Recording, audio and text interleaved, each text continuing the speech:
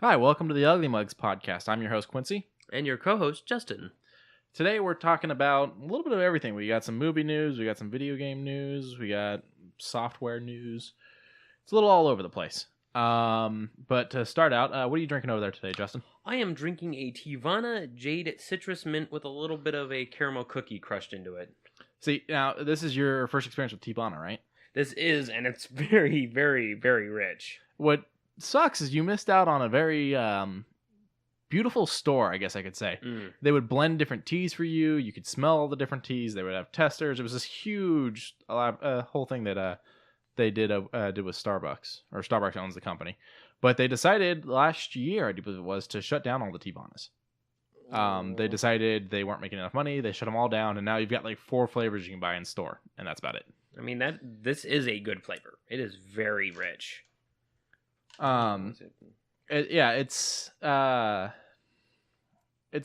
pretty decent tea. Like I said, I like more fruity flavors for mine, or a really good lemon and honey type of mixture. Oh, I could see adding that to this in general. Yeah, it would probably be pretty good because it does have the citrus in there. What I'm doing is I've got a cup of Seattle's Best. Now I've had Seattle's Best in the past, but I haven't had it in years because I do believe it was Seattle's Best that was inside of Borders, so that's why I would used to get it.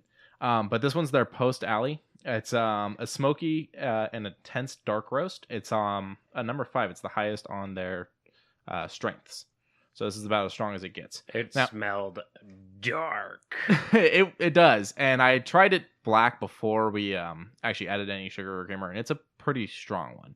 I personally like it more with the sugar and creamer because that's just kind of how I am. But you tried it as well. Black. I don't like coffee. I'm not a coffee drinker. No. And that solidified it. It was bitter. It was nasty. It made me go bleh. Almost got a gag out of me, but luckily I held it together.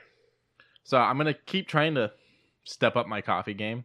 The goal eventually is to do some espressos, do some French roast type of stuff, things like that. For now, I'm just using my Hamilton Beach coffee maker or my Keurig. Something interesting I recently found for any coffee lovers out there that they might want to check out is, you remember the show Good Eats? I think it was Good Eats. Good Eats. Sounds familiar. I think it was that one. The one with Alton Brown, the guy that now does the Cutthroat professional Kitchen. chef? Yeah, he does Cutthroat Kitchen. Yeah, okay, yeah. His old show. Yeah. He did an episode, you can find it on YouTube, where he does how to make the perfect cup of coffee. He talks about water, like boiling the water, stuff like that. Talks about using the proper kinds of water. I suggest people go and check it out if you want a bit more of an in-depth suggestion on how to make coffee other than just pressing brew.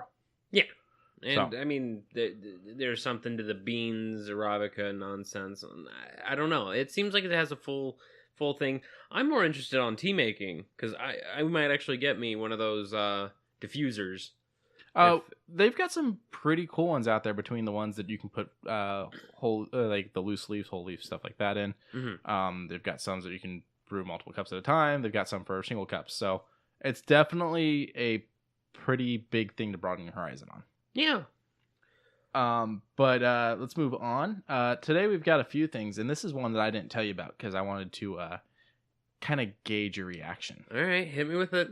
So the new Metro game's coming out. Okay, Exodus, yes. Yes. So originally you could pre-order this for like $59, I think, on Steam. Okay. Yeah, everyone that pre-ordered it's going to be getting a refund because Epic just signed a deal and is pulling it. If you want it on PC digitally, you have to buy it through Epic. Now, I'm wondering what they signed. I'm wondering how much Epic threw at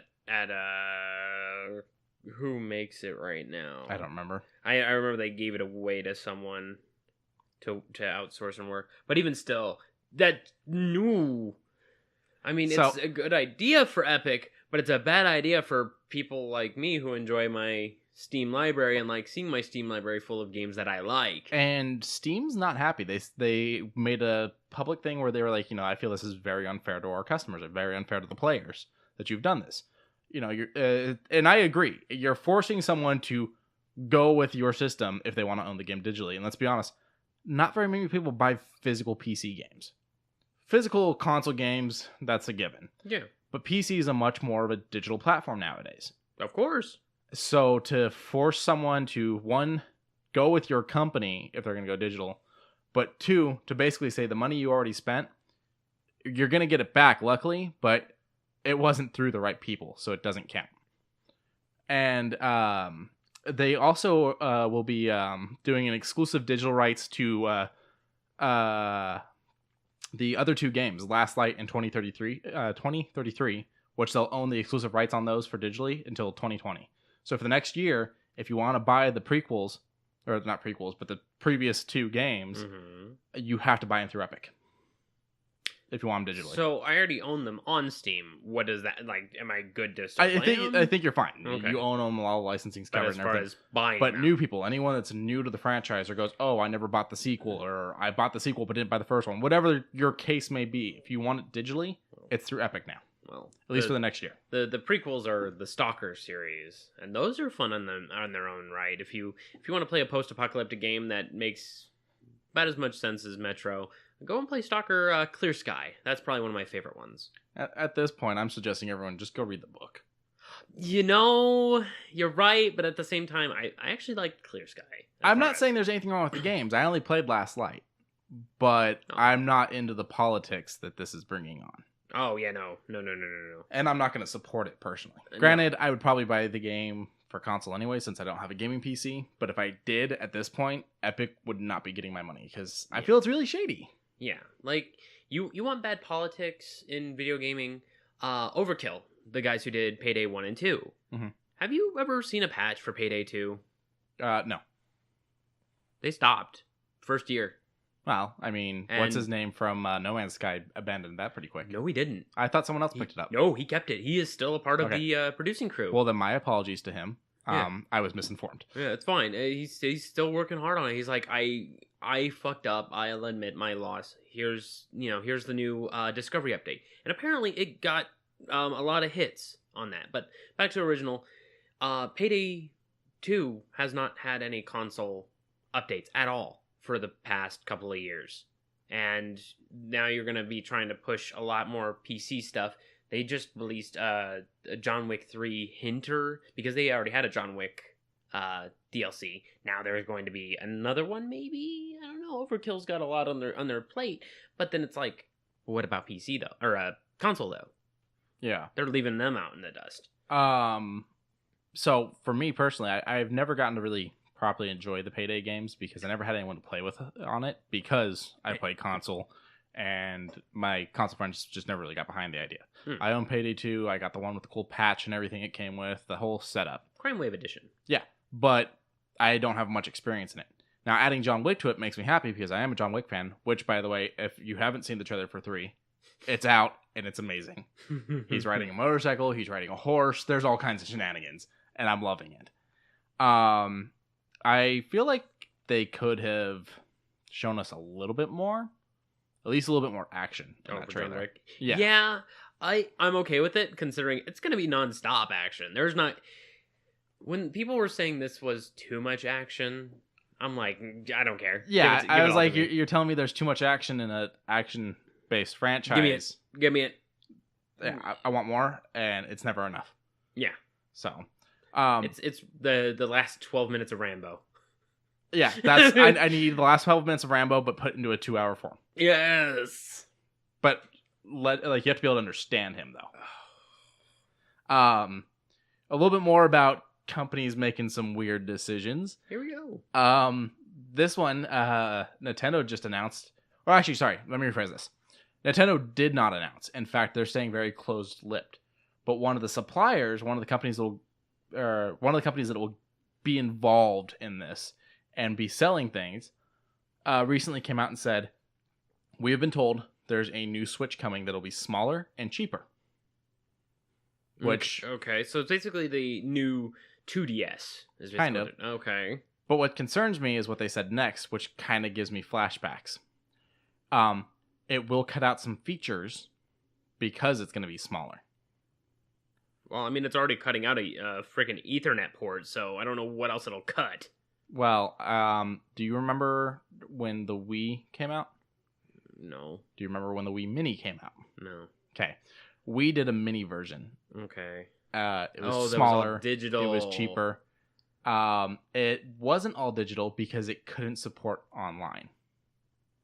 Oh, that's right. Okay, it was the other way around. It came with Mario Kart, which was a mostly, at that time, that game was primarily, you played online with other people. That's right. Okay, it was the other way around. Okay. So I'm not saying the Switch is going to be, the new smaller Switch, whatever they decide to call it, is going to be purely offline. But when you say less features, and the last time you told us less features in a smaller version of a console, we lost all online capability, it concerns me. And the 3DS. Oh, yeah, and then there was the 3DS and the 2DS. The 2DS that was that huge notepad of a block. I mean, the 2DS, the new 2DS looked like a little pie that had a bit of a strange holding to it, but yeah. I wasn't too mad at that. Make it fold. There was no reason for it to not fold. For $100. True. I wasn't mad. Yeah, I'll give you that. Also, Metroid Prime 4 has been completely scrapped, and they're starting over, but they're starting over with the original head from the Prime series. Is it a reboot? Is it a remake? Is it a start again? It's still being called Metroid Prime 4, but they scrapped everything they've done. Why? I don't know, because I'm assuming Nintendo. Metroid's on Nintendo, so I'm assuming it's them pulling the strings. And it is, yeah. Let's be honest, they're kind of weird. They're being weird. I mean, their Smash characters are getting weird. They brought in friggin' Joker from Persona. They brought in Richter and Simon Belmont, and they're bringing out a Piranha Plant. Like, don't get me wrong, I want to get Switch for Smash. I love the look of Smash. I already have some mains in mind if I ever get a Switch, but I'll be damned if they can't really put together a well constructed game. If this is for the better, go for it. Go, have fun, make Metroid great again. Yeah, no, I'm definitely down to see a new Metroid. I'm not necessarily down for a reboot, but I'm not down for another new other M. Yeah, the baby. I miss Mother Brain personally. The baby. But while we're on the subject of Nintendo and Super Smash, up to 8 on LAN. For a LAN party, you can do up to 8 players.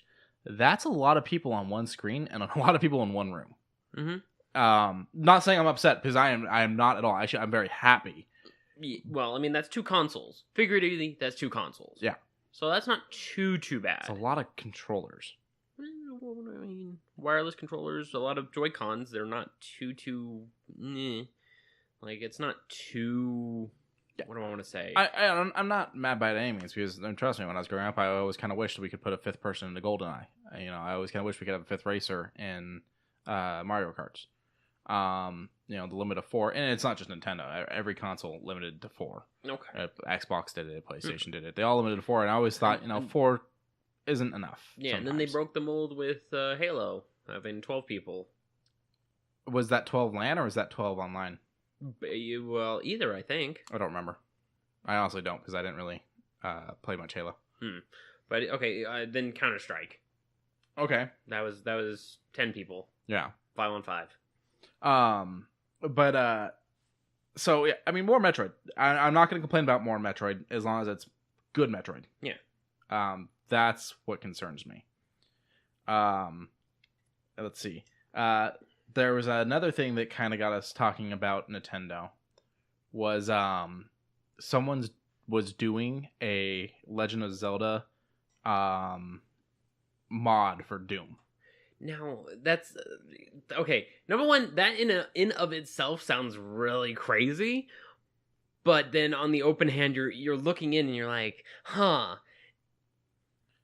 I think Nintendo's going to shut it down. But it's like, in the Doom engine, I kind of want to see it first. I want to see if Nintendo would actually back it. I want to see it too, because it's the original Legend of Zelda, and they're doing it with the 3D graphics of Doom. The guy spent 3 years working on this, but can't keep doing it. So he put it online and asked for someone to finish it. So he just put the source code out there and said go. Yeah, pretty much. But as said, I mean, I've seen many projects that Nintendo owns the rights to, technically, and then says, shut it down or we'll shut you down. Yeah. So I don't know. I want to see it. I really do, because, I mean, original Legend of Zelda at Doom level graphics, that sounds really cool. On paper it does. Like if there's some screens, I'd be leaning in and be like, There might be. I mean, I haven't pulled anything up, but another mod that I'm very hopeful for that I don't see. Yeah, that I don't see anyone getting shut down. You go ahead and take it on that one because you'll probably get to play it before I do. The Fallout 2 is going to be remade on Fallout 4's engine by how many people? 3? I think it was 3, yeah. Okay, by a couple people, and I played a little bit of Fallout 2. I didn't get too far in it, but I got the premise of the story, and you can beat the game in like 5 hours if you just go and do one certain thing, and you'll get the credits for the chaotic good ending. But it's a vast, expansive world, turn-based system. It's great, but how is that going to relate into Fallout 4's engine? Is it going to be turn-based? Is it going to bring in a completely new UI? Or is it just going to be the area? The area of... was it San Francisco? It was definitely California. I don't remember if it was San Francisco. I think it's the same area as 1. 1 wasn't San Francisco, but it was California. Even still, I'm curious on what it's going to do and how it's going to be implemented into a bigger, better engine. Now, here's the thing. I love some of the mods people have done. Fallout Miami looks amazing. I've always wanted to be involved in that one. There's a few other Fallout ones that I'm very excited for that have come out for 3 in New Vegas and even some for 4. And for me, them coming out for 4 is a big thing because if they launch them on console, that means I have a chance to play them. But the one thing I'm worried about with 2 is I don't see it getting shut down by any means because the original Fallout creators, I don't think they care. They're doing their other stuff. They love that everybody loves their work. And I don't see Bethesda caring because Bethesda has always been very much, be creative. Mm-hmm. We want you to be creative. The thing I do worry about is they had a lot of voice acting in the first 2 Fallout games for when you would talk to people and they would have those screens that came up and you would actually see the facial reactions and everything, which they could still do something like that. That's fine. But they may not be able to use the original audio. Oh, no. Or maybe if they do, maybe a little bit of remastering. Well, I figure if they do use the original audio, they'd have to get the permission from the voice actors again, wouldn't they? Oh, that's a gray area. So do you bring in a whole new cast? Even still, outsourcing can get people that sound like them. Which is fine, but then do these people get to say anything about the fact that you're imitating their character in a sense? Where do the rights end on this? I would say it ends at, you're using your voice for that project. This is a fan project. I wouldn't, if I was a voice actor in that situation, I'd be like, go nuts, use my voice, I don't care. Yeah. But then again, you also have to figure this game was 20 years ago? Mm-hmm. 26 years ago. No, 93, really? About. Okay. Yeah. Well, either way, 94. I'm excited, whether they bring in new voice actors or not. And if they bring in new voice actors, I fully understand why they have to. I won't be mad about that. And if they don't, then great. And if nothing happens because of it, even better. Yeah, okay. That's a fair and mature way of looking at it. But I mean, I'm not going to be opposed to being able to finally play Fallout 2. Like, have you seen the list of stuff you have to go through to get Fallout 1 to work on a modern day computer? Mm-mm. Oh my God. No. I should reiterate. DOSBox actually allows a lot of older games to play, and they play well. There's a lot of stuff you have to do to patch it, though, to get it to run without issue. Because there's certain parts of it that just kind of break when you start running it more modern. Okay. Maybe it's because the emulation system kind of dumbs it down, because what it does is it makes a small virtual console that is of like an old Pentium computer. Mm-hmm. And it basically runs it on less than a gigabyte of RAM. An older variant of a GPU that can be only handled by the Pentium, and then it says it's top of the line at that time, so it can run all these old PC games. Mm-hmm. So I played Fallout 2 years ago, and it ran somewhat well. A little bit of frame breakage, but nothing too scary. They're normally, like I've said, I don't have the gaming PC, so I haven't experienced too much. But what I've seen is normally there's several steps rather than just install, start, and there's nothing wrong with that. If I get to play it, that's great. I get to play it. But already it's not an option because I don't have the PC for it. Furthermore, it's not an option because I don't have the know-how or necessarily the attention span to make it run. Okay. So someone putting it as a mod, especially if it can go console, great. I'm all over that. Okay. And we've seen some amazing stuff come out from Fallout modders with original storylines, stuff like that, between Miami and a few others. There was one that I was watching on YouTube from one of my favorite YouTubers, Alchess Breach. He's doing this big, long story arc, and it's voice acted and everything, and it's well articulated, and it's got some very unique areas, some very unique enemies, and it's probably only done by 3-4 people tops. So having 3 to 4 people make this 15-hour long adventure, that's big. That's great. And only using very limited utilities. Because you got to figure, not really a lot of custom textures, not really a lot of new sounds, and then you have voice acting that you have to do yourself. Yeah. So, I mean... And some of these projects have gotten full-blown cast behind them. Oh, yeah. Through crowdfunding or whatever the process has to be. And it's very heartwarming to see people care so much and want to put so much into a story.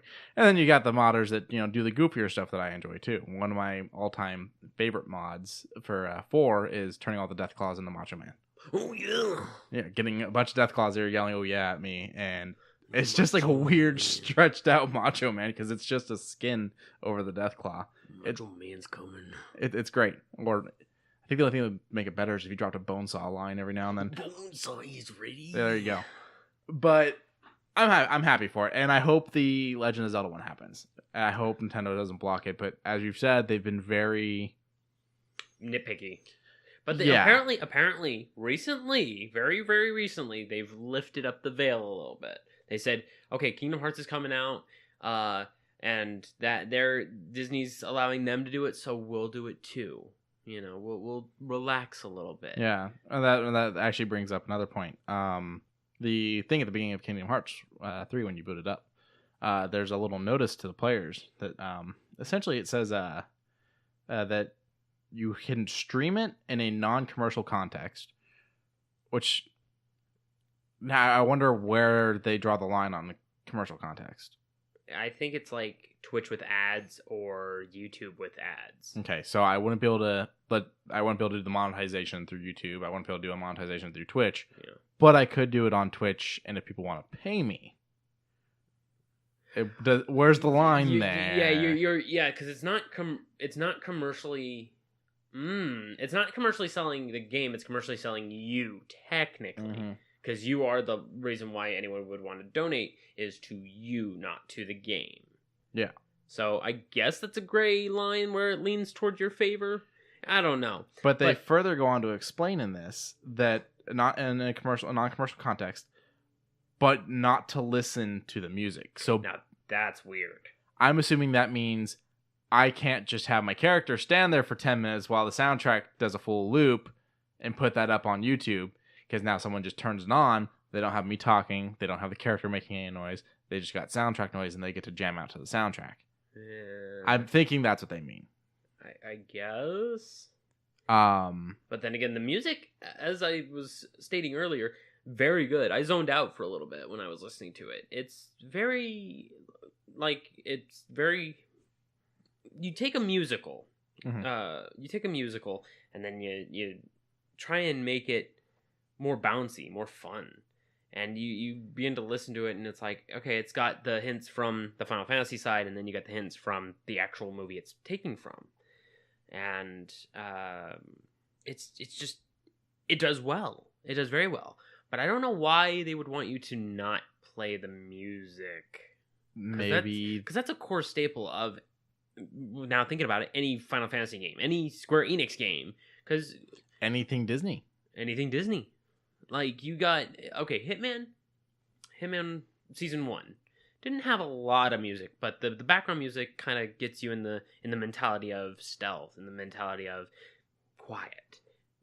And then when you finally make noise, it brings up the higher mentality of alert. Bring yourself to become hidden. And Square Enix, whoever they hired, whatever the case is there, they did an amazing job at getting it to flow from everything's calm, oh crap, they saw me shoot this guy in the fucking face. Mm-hmm. It plays out. I know I keep bringing up Payday, but kind of like Payday, where everything's all nice and somber. Then as soon as the action starts, it begins to play the siren music, and whatever soundtrack you have, it actually begins to play it as one long track, and it cuts out from action to the, okay, you got 3 minutes, fix it, and then it picks it right back up. Music is the ebb and flow of certain games, I feel. And this is something that one of your friends had brought up as a potential topic for us, was video game music. And the problem is a lot of the times I have to turn the music down on games because I'm so focused on the dialogue, things like that.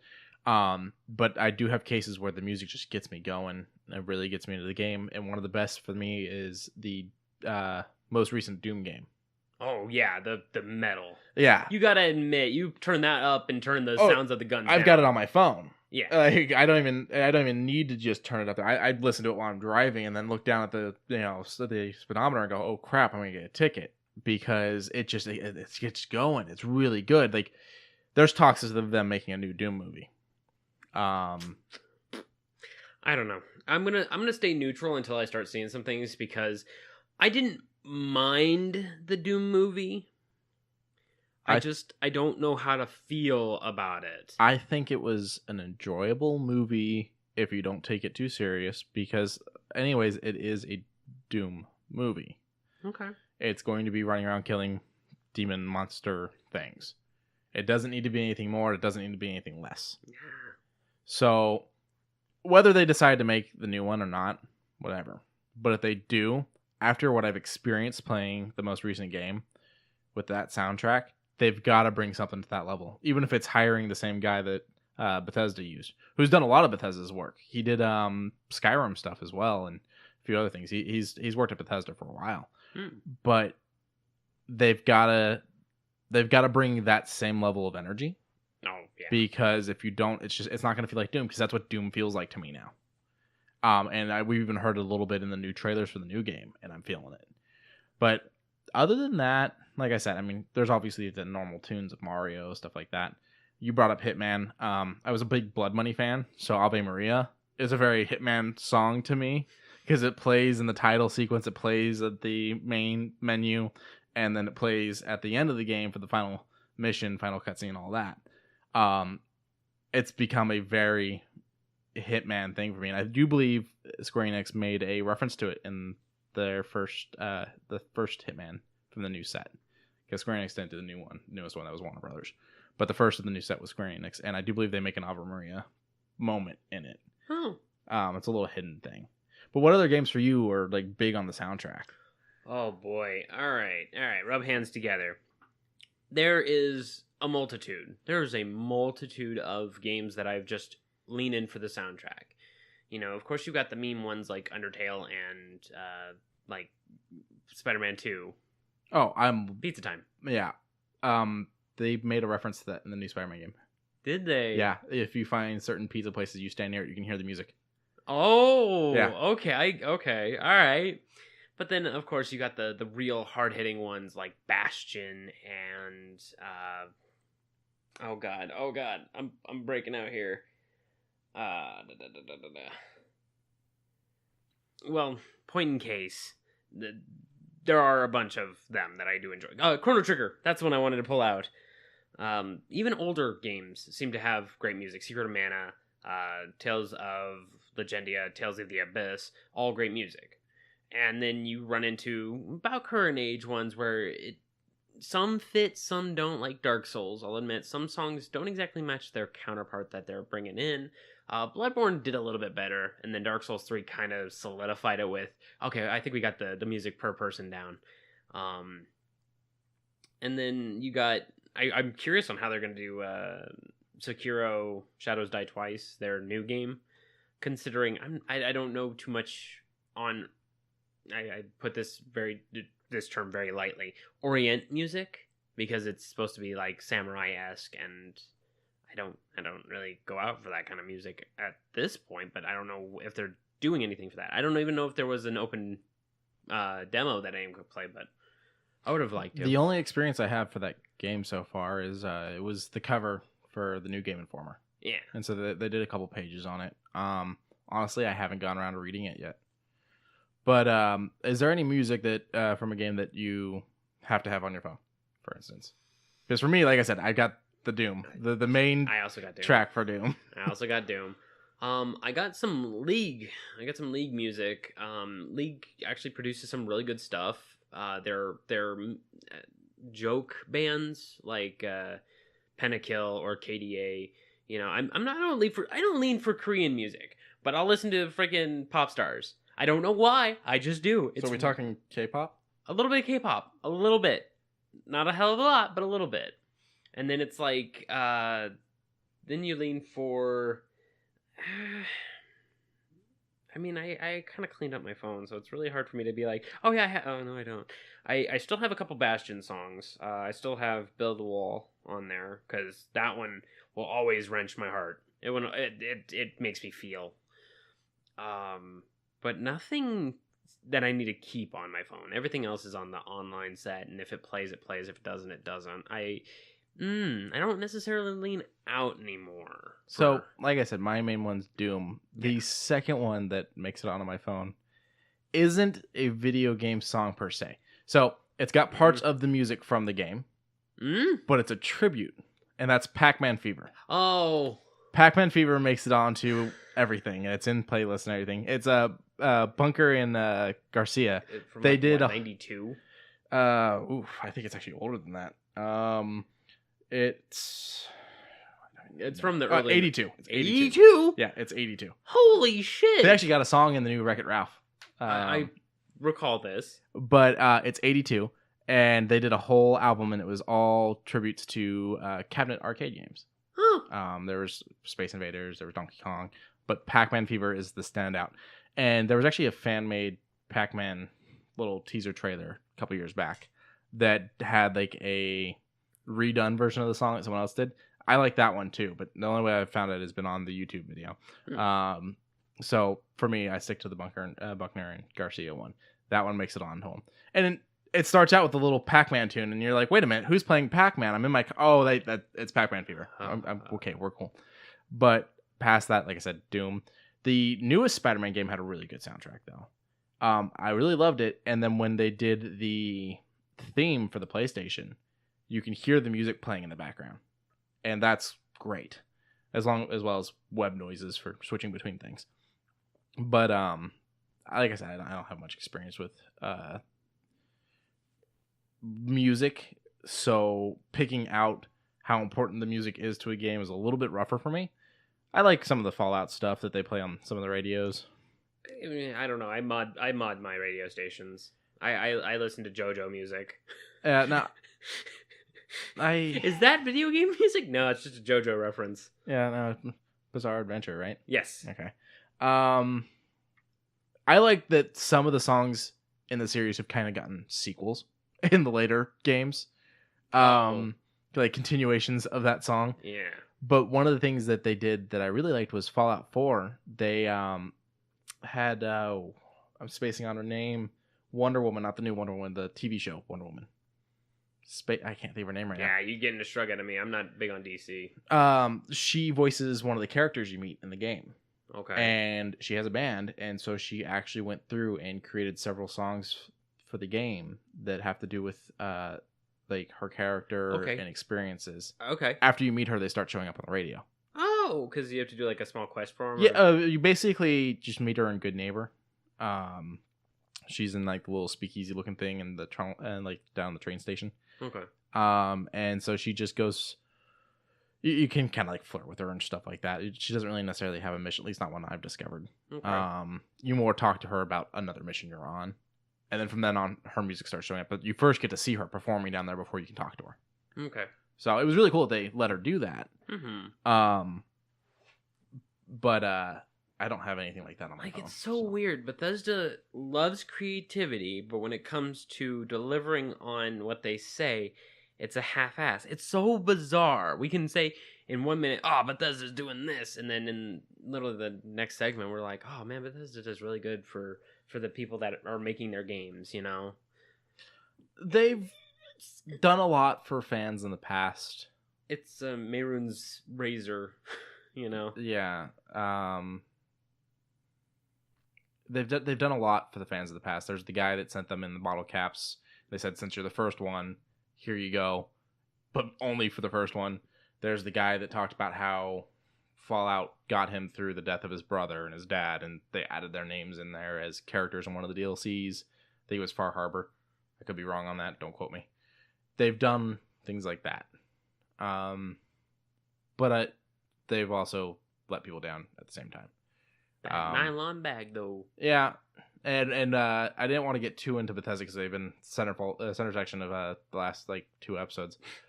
But only 2 episodes. Yeah.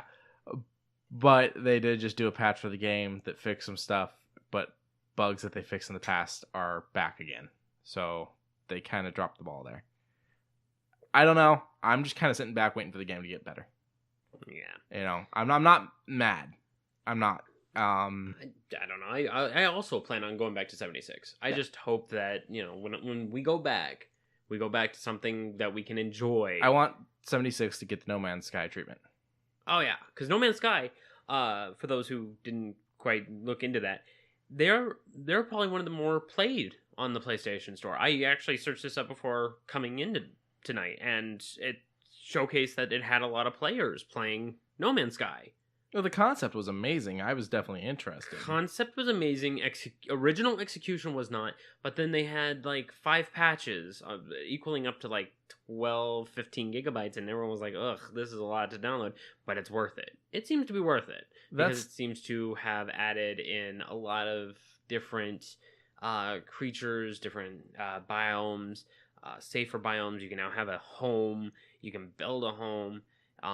In that home, you can build a nice eco-structure so you can create things that you're in the constant need of. It's a very branching system that they've slowly began to weave. A little bit more fleshed out, thought out type of thing.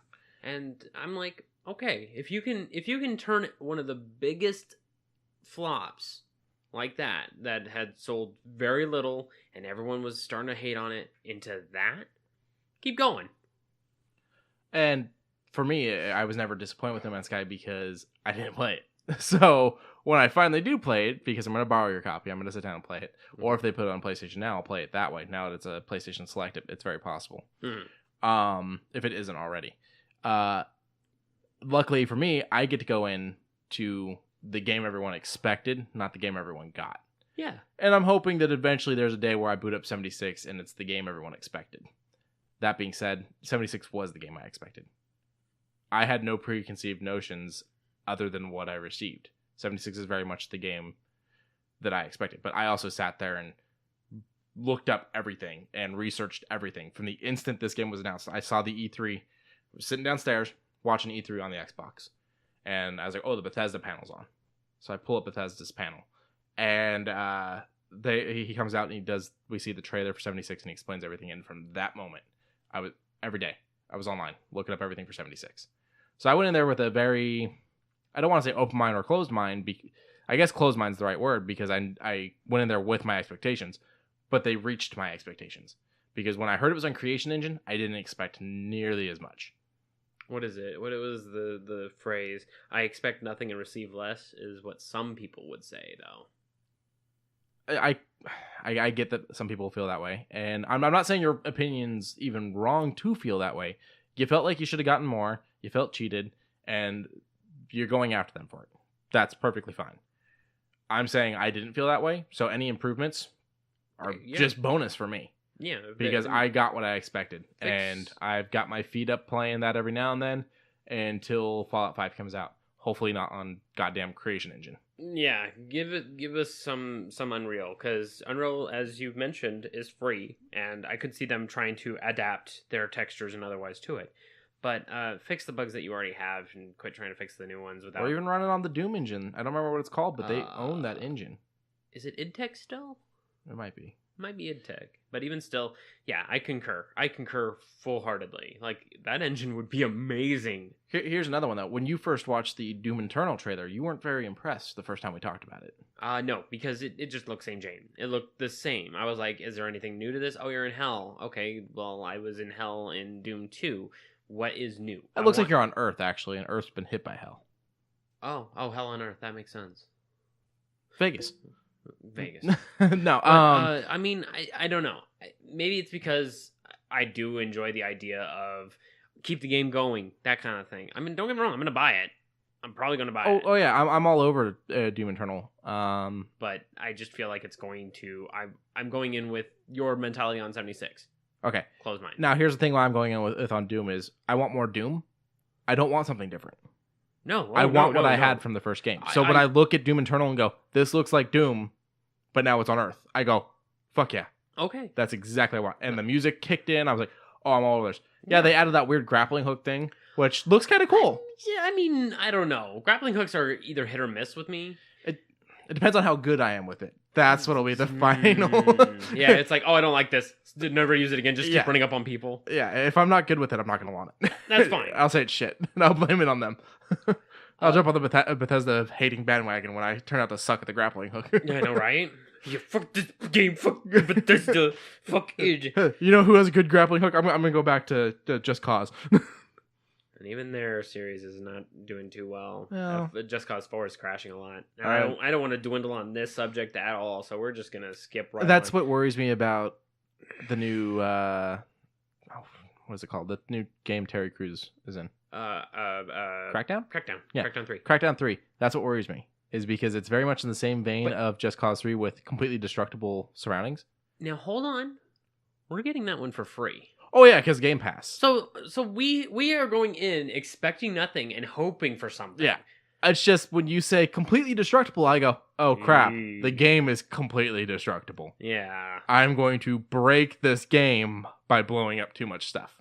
I don't know. There have been some good breakable environments. Red Faction Guerrilla. I was about to say Red Faction. Yeah. Red Faction Guerrilla. But that was on a much smaller scale than what we're seeing with Crackdown. You're right. Just Cause. Hulk Ultimate Destruction. Hulk Ultimate Destruction was kind of fun, but if you stop and think about it, I mean, it was just textured New York. Like, you're right, but I'm just saying that it was a fully destructible. The concept, actually, one of the collectibles in that one was to destroy the monuments and collect a little token that would drop. I think that was that one. It's been if it wasn't that one, it was the next Hulk game they did, where it was just destroy the building. It'll drop a little token, and that's the collectible. For the game.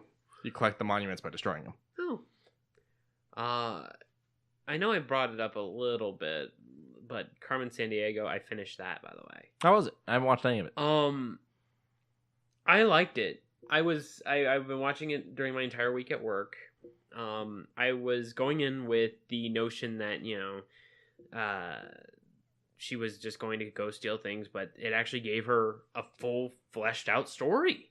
It actually gave her an actual lineage, and it seems like it's setting up for a season 2. It's got my boy Liam O'Brien in it, so I was already in the kick, and then it kept me there. So I was excited when I heard the series was happening, animated or live action. Either way, I was going to be happy about it. What concerned me, though, was the one trailer I saw. It almost made it look like she's being a good guy. A thief of thieves. It's like an anti-hero. Okay. Or an anti-villain?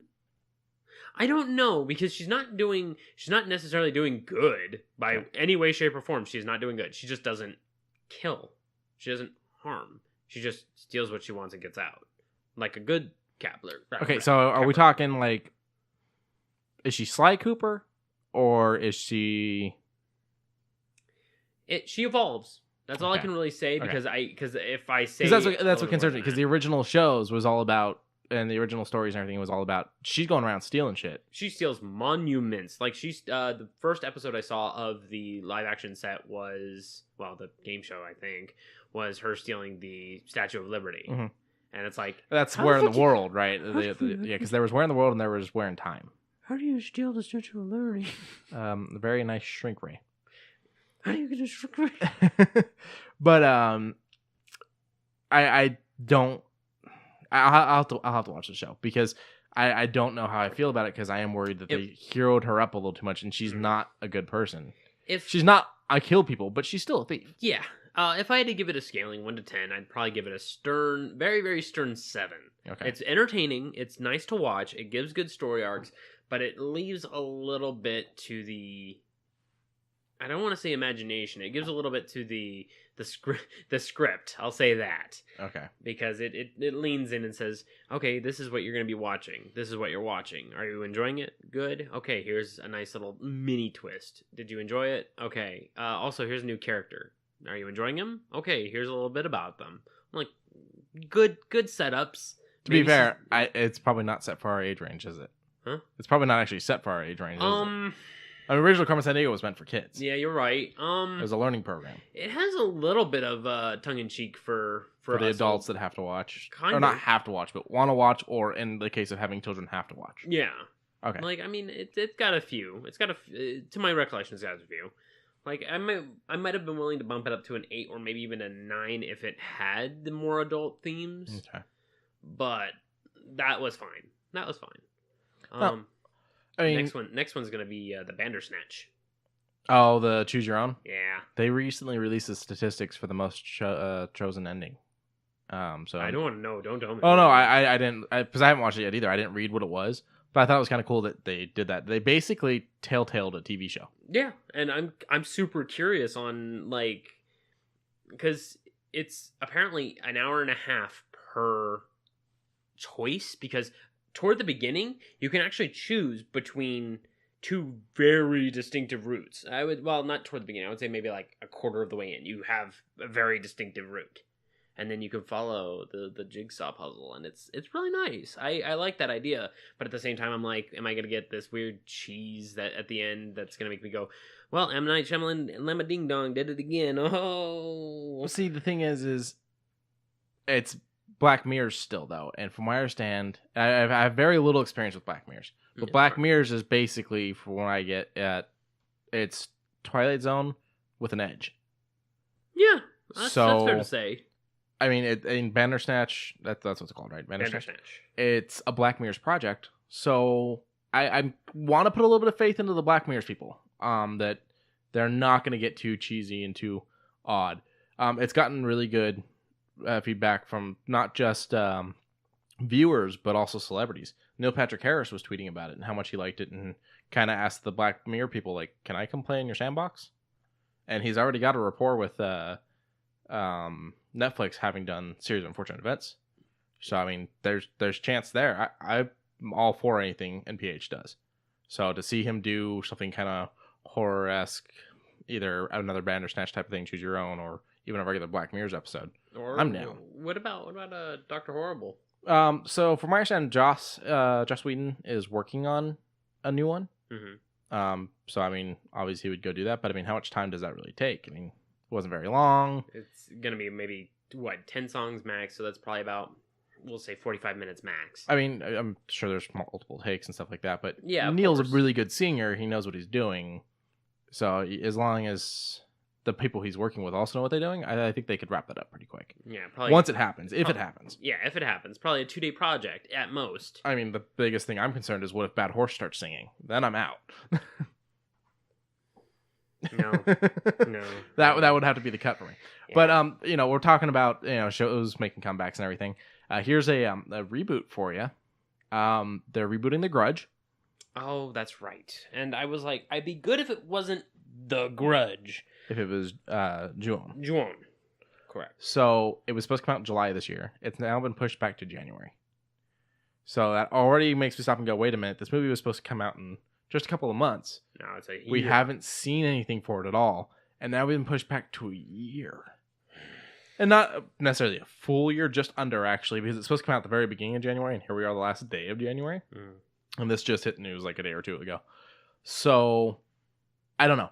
I don't have much faith in it, because they are saying it's a remake of The Grudge, not Ju-on, or reboot, whatever.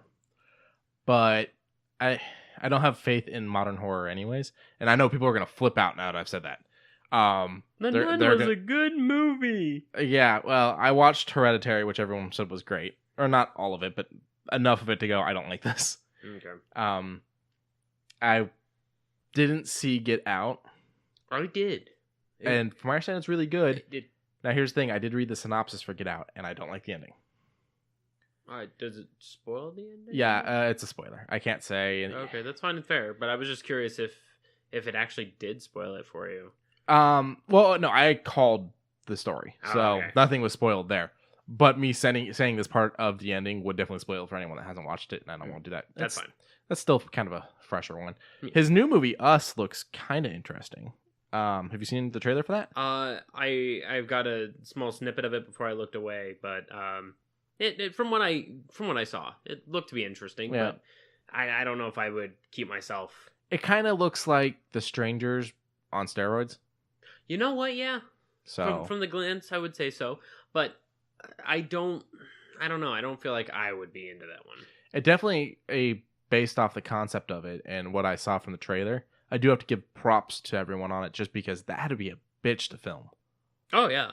So, I mean, that one I'm a little bit more excited for, but I don't have a lot of faith in new horror. My horror roots kind of stick towards the older stuff. You also enjoy the campy. I do enjoy the campy. My favorite horror movie of all time is Scream. Favorite? I said favorite. It's Scream. And mostly because of everything it pokes at other horror movies. And I love the whole franchise too. I've loved all 4 movies. I watched the first season of the TV show and enjoyed it. I have not seen the second season. I have to sit down and watch that eventually. But it's one of those movies where it knows what it is and it handles it perfectly. And everybody that's tried to do it since has fallen flat. I wasn't a fan of I Know What You Did Last Summer.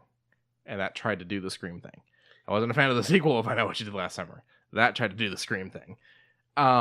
There's other movies that have tried to do the Scream thing. It doesn't resonate, doesn't connect. But then I watch things like Cursed, which is written by the same guy and directed by Wes Craven, who directed Scream. Now, from my understanding, the movie that we see is not the movie they were trying to make, and it being very different. But yet again, it's a movie that knows what it is and delivers on that. And there are movies that are kind of different. You know, Silver Bullet's an amazing werewolf movie if you want to watch something with a werewolf. American Werewolf in London's amazing. Oh, yeah. If you want to get into slasher type films, you know, there's the early Friday the 13th, the early Nightmares. Personally, I do like Nightmare once he started getting funnier and a little more tongue-in-cheek. Because if you watch the first Nightmare, it doesn't have the jokes like 2 and on. Yeah. Or more 3 and on. 2 didn't even have too many jokes. 2 is just kind of a weird movie altogether. 2 is the one where, spoilers for a movie that came out in the 80s, 2 is the one where the coach gets whipped to death with wet towels. That's a joke. It's weird. This is after finding his student at a gay bar and making him come and run laps at the school. Fucking the whipping of the towels got fierce when he gets his hands on him. Yeah, and he was butt-ass naked when it was happening, too. Oh, Jesus. I don't have any recollection of most of these things. Now, anything I've seen a while back, my mind isn't holding on to the memories of. I have to say, the new Halloween movie, I really liked it. And it's written as if only the first Halloween movie ever happened, which I don't agree with. It should have been written as if the first 2 Halloween movies had happened. At least. I would have even accepted with H2O having happened. But fine, we'll call it with just the first. I thought it was a very enjoyable movie. It ended in a way I did not expect. There were parts that kind of made me like, I wish they had done that differently. But I would watch it again. And I would keep watching it. As far as I'm concerned, it is now one of my October movies. We got a whole thing of movies we watch in October. But I can't think of any other new horror movies that have made that list. Maybe Trick or Treat, but I mean, you're talking early 2000s. Yeah, there's nothing recent that I can honestly lean in and say this was one that was memorable. When was Shudder? Shudder was... You're talking the American or the... The one with the actor I can never remember his name of. That's helpful. I'm assuming you're meaning the American version. Probably. Early 2000s again. Okay, really? I don't think we were in the 10s yet. Really? That looked a little recent. I mean, I can double check, but... Yeah. That's another thing. People love the Japanese horror, the Korean horror. I love Japanese horror. I'm not saying it's bad, but I do think it gets way too much hype. Yeah, okay. I watched Tale of Two Sisters. I enjoyed it, but it wasn't what everyone said it was. I don't know. The staple face that I enjoy from the Japanese culture, I would prefer that over any of the American horror set. I mean, Wes Craven is a genius, and I do enjoy his movies, but I would rather lean toward Ju-on, Ringu, the staple face. To be fair, when you're thinking Wes Craven, you're thinking Nightmare on Elm Street, you're thinking Scream. Yeah. You're thinking Cursed. You're not thinking Last House on the Left because you've never seen it. You're right. Go watch the original Last House on the Left, and we're talking a completely different type of movie. There was a scene in that movie that left all the actors afterwards just kind of sitting apart. No one ate lunch. They broke for lunch, and everyone sat apart. What they did on film just kind of fucked them up. It just made them feel watch the original Hills Have Eyes. Hills Have Eyes. Okay. Even the sequel to the original. Didn't Kane do Hills Have Eyes? No, you're thinking See No Evil. Okay. Yeah. So here's the issue with Shudder. We've had like 4 of them. Oh. So there was one done in 2004. There was one done in 2008. Okay. There was one done in 2017. Oh. And there was one done in 2014. The 2014 one doesn't look like it's on the same scale. So it really depends on which one you're talking about. Well, the one that you showed me, the one that we watched that time ago. I don't think we watched Shudder. I think you're getting confused with something else. The one about the old movies. Yeah, that's not Shudder. Oh. You're thinking... Oh, Ethan Hawke. Yes. Yeah. Oh, it's right there on the tip of my tongue. This is riveting radio. Padding. It's... I could just Google freaking Ethan. Okay, next subject. Sinister. Shudder's the one with the girl in the photo. Okay. Which is a remake of like a Japanese horror or Korean horror. Chinese horror, like yeah, you're thinking Sinister. So Sinister, I will give you, Sinister was a good one. That was 2015. Okay. But now they've made like 2 or 3 sequels to Sinister that I never bothered to watch. Yeah, because I don't think I would pass by that because that actually was pretty good. Mm-hmm. I would have left it at that. From the get-go of Sinister, like the very opening scene makes you go, ooh. Yeah, no, Sinister was good. And it had its moments that drew me in. The other one was Insidious. I enjoyed Insidious, but yet again, did not watch any of the sequels. I don't know. Insidious felt like it was a little... Well, then again, it seemed a little campy, but at the same time, it made it seem like it was making fun of itself at times. Yeah, but I think that comes back down to it was a movie that knew what it was. Okay. I guess it wasn't getting too big for its britches, so I guess I'm okay with that. Another one was The Purge. I personally thought it was overrated. First one I felt was really...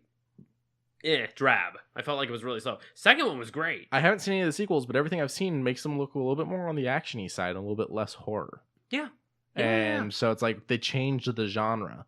But the first one, I enjoyed the first Purge, but I didn't fall in love with it like everyone else did. That one definitely doesn't make the October list. If it's on in October, I'll watch it, but it's not like a staple of must-watch during the span of, horror movies that we do. But, so, I mean, basically, I don't go in for new horror, so when they say new Grudge, I just kind of go, you said Grudge, and that kind of already kind of puts me off, because I didn't like the Grudge, and I already kind of, think the Japanese horror is not necessarily my thing. So when you Americanize the Japanese horror, it's definitely when I start going, what are you doing? I mean, first Grudge with, me and names are just Sarah Michelle Gellar. Thank you. That is who it is, right? Yeah. Okay. Now, her as the main character, and then her going to Japan, specifically to Japan, to visit the Japanese home that has caused all this, I felt like it was a sequel. I felt like it was a strange, disconnected sequel, even though they treated it as new. Because I guess they were trying to introduce people into it. And I was like, this is a good idea. I mean, I would prefer Ju-on over the OG Grudge any day, but it was a nice introductory. And I mean, it did its job. I think the issue I run into with the Grudge is that when you Americanize something to that point, but then still want to set it in another country. I don't know. That's like The Ring to me. The Ring was like, oh, we're out in Rhode Island. Yeah. The end. It's like, who cares about not to say I don't care about Rhode Island, but I'm like, who cares about Rhode Island as small state? No. Yeah, the smallest. No, we love you, Rhode Island. Yeah, it's just having something evil be out there. Well, it looks like we know what to close off first. Then, it's that kind of thing. If it happened in New York, central New York, then it'd be a little more ooh. But in the Asperg of anywhere, and then it's, oh, you have to watch this tape in order to have it happen to you. Well, didn't they try It's very niche and very specific, but at the same time, it created a good narrative. Recently, didn't they try to do like a crossover between Ring and The Grudge? I'm pretty sure they did, and I'm just like, what? Because they were both long hair. That and badly redone American movies? Is that the thing we're going for? Like, what's the connection? Because the stories are completely different. They are. I mean, sure, you have creepy child, but that's it. I mean, that's most horror movies, creepy child. Like, I would enjoy to see a Fatal Frame movie. That could be good. I would love to see a new Fatal Frame game would be great. They didn't release the last one in the US. Yeah, well, and that bums me out.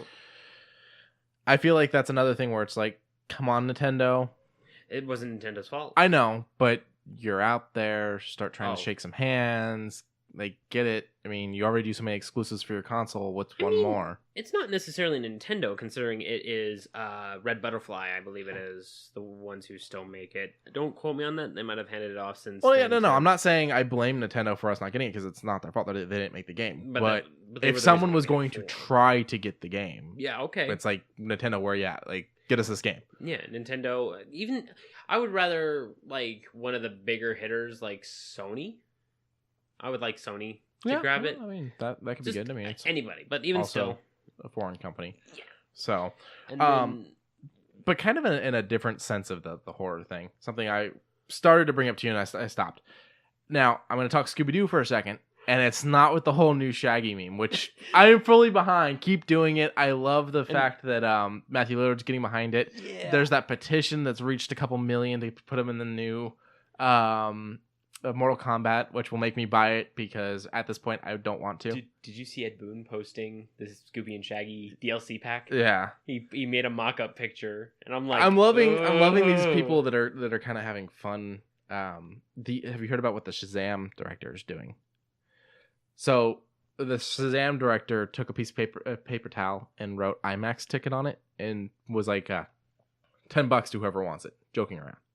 Someone sent him the $10 and was like, hey, do you think you could try to get a signature on it for me?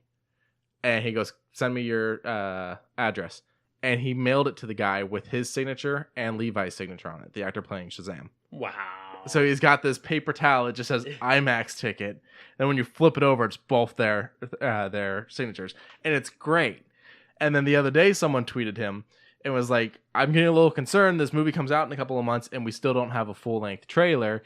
We've only seen the same couple scenes over and over again of Shazaam. And he goes, that's because we used all the footage we have because we killed him off so early in the movie. In retrospect, bad decision. I'm like, Jesus, dude. Wow. But I'm loving it. You want bad opinion time? I don't like Shazaam. Don't at me. But I'm kind of loving this like troll type of thing we're getting from some of these people. That's fine. But what I was bringing up, Scooby-Doo was not this Grandmaster Shaggy that we're getting, which the fight scene keeps recirculating online now too, and I'm loving that. And Matthew Lillard's all over Twitter supporting this, and it's just great. But there's a new animated movie that's been announced. I'm a huge Scooby-Doo fan. I own almost the entire collection that you can own. The big thing being that a lot of the episodes that they did with celebrities when they did the Hollywood movies, you can't get because they didn't sign for it to be made into a physical and digital copy you can own.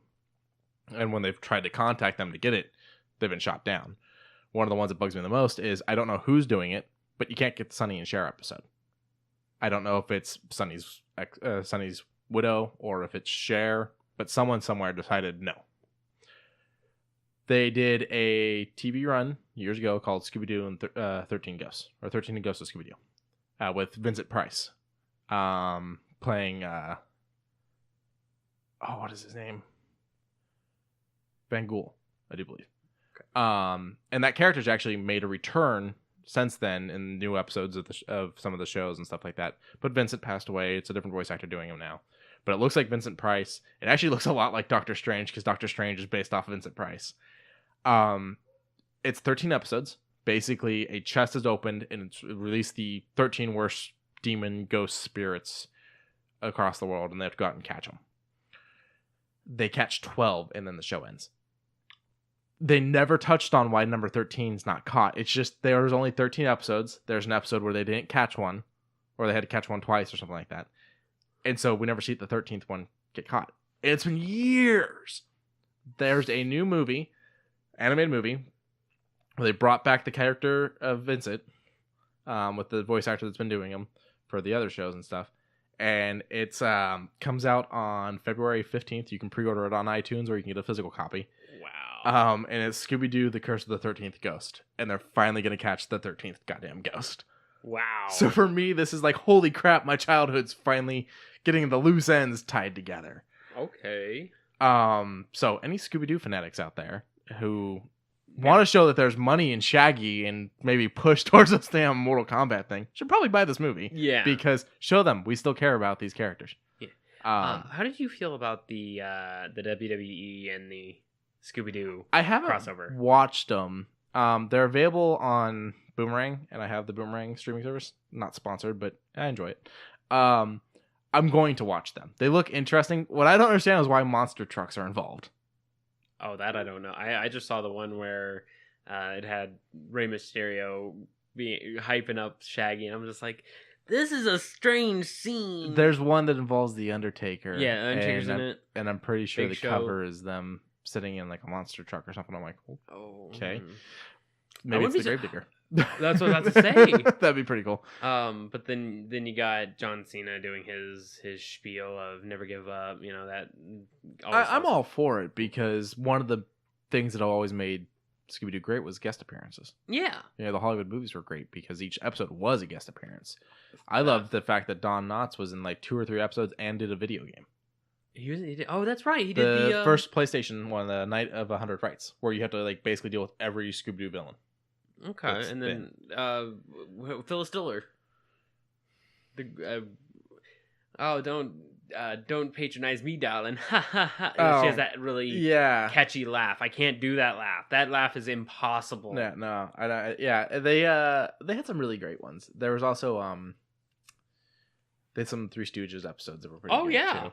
So I'm definitely excited. In fact, they're actually working on a new cartoon where they are going to basically be doing them with each episode's with a new celebrity again. Wow. Also, they recently did a movie that was with Bobby Flay, which was a little weird. I know. Yeah, you just okay. I know this is audio, but I just I went from like rubbing the back of my neck and like popping it and just trying to relax a little bit to a face. Yeah. So that was an interesting decision. I mean, I like Bobby to an extent. I mean, I wish he would just get together with Gordon and do that cook-off already for the charity. Do it.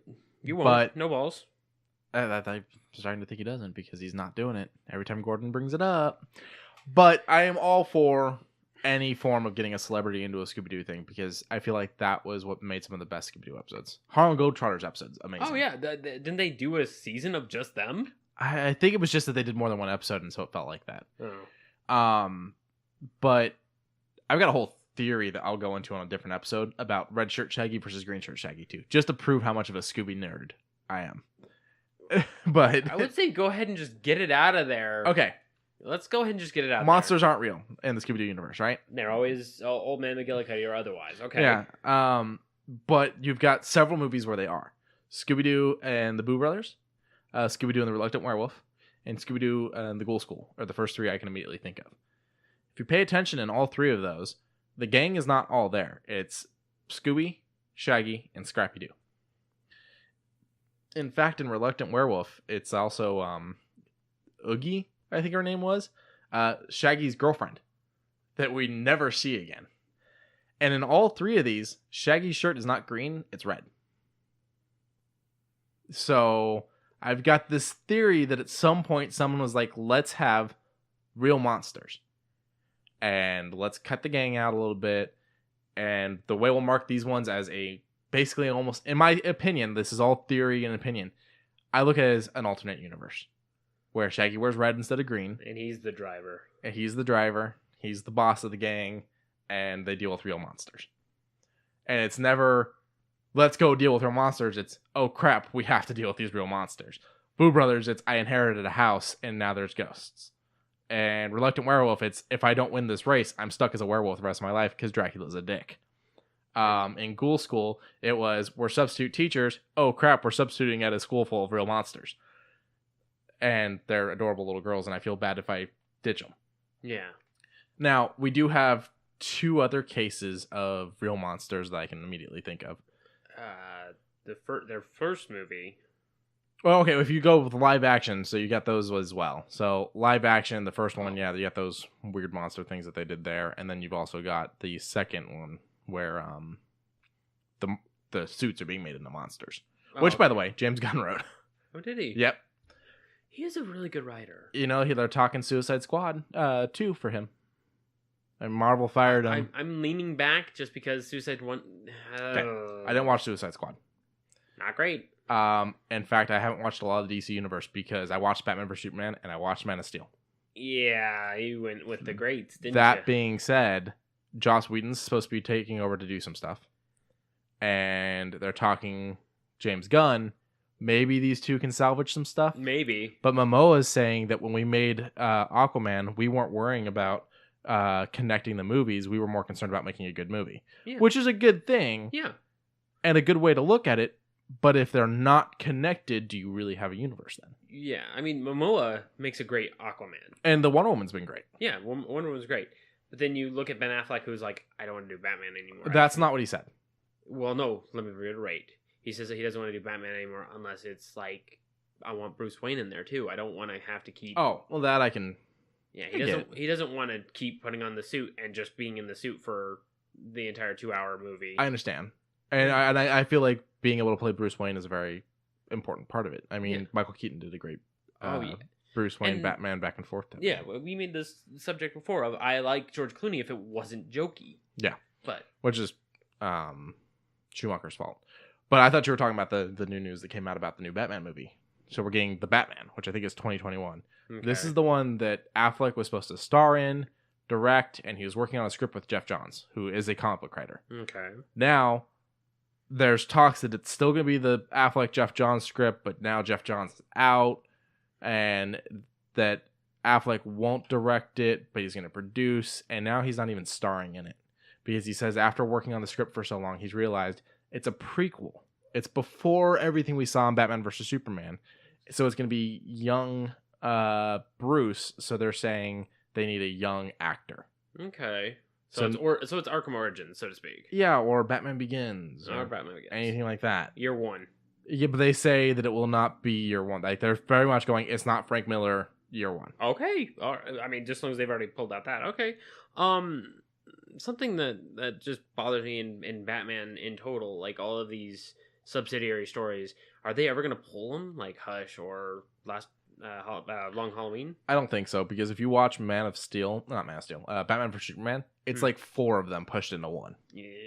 Oh yeah, because they added in Doomsday right at the last minute. You've got the Doomsday, you've got Death of Superman in there, you've got Batman vs Superman, you've got Year One, you've got a little bit of everything in that damn movie. They just crammed so much. Snyder just was cramming different things, and it's like they all happen in their time for a reason. Snyder should have just stuck with just doing daytime sitcoms. You got to remember, this is the guy that also brought us Watchmen, which is now being remade as a TV show by HBO because the movie was over sexualized and he ruined the ending.